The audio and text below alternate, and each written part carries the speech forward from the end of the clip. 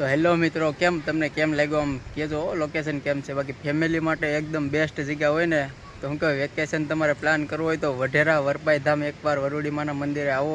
બહુ મજા આવશે, આનંદ આવશે. દરિયાનો કાંઠો છે અને એકદમ આમ જો વ્યવસ્થિત જગ્યા, કોઈ તકલીફવાળું નહીં. હુવા બેહવા માટે, ખાવા માટે તો બેસ્ટ જગ્યા છે. આમ શું કહેવાય, મળી રહી બધું બબલા.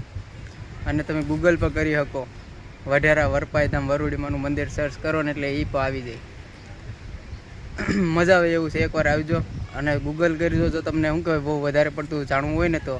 અને ઇતિહાસ તો એવો પણ છે કે આ જે આપણે શું કહેવાય વડલો છે ને એના પાંદડા ખરીને થાળી થઈ ગઈ હતી. વરુડીમાં જે એવો કોરસા આપ્યા હતા એવા ઘણા એવી શું કહેવાય ઇતિહાસ છે, એમાં જાણજો, બહુ મજા આવશે.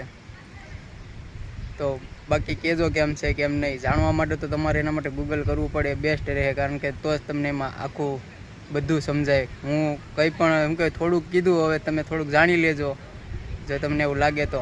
બાકી બહુ સરસ આનંદ આવે એવું છે. આ જો બધા અત્યારે તો આ પબ્લિક ઓછું છે, બાકી શું કહેવાય હજી ત્યાં યજ્ઞ થાય ને તે આમાં કોઈ માય નહીં એટલું પબ્લિક આવે તો પણ એ એટલું શું કહેવાય માતાજીનો હાથ છે કે બધા હસવાઈ જાય.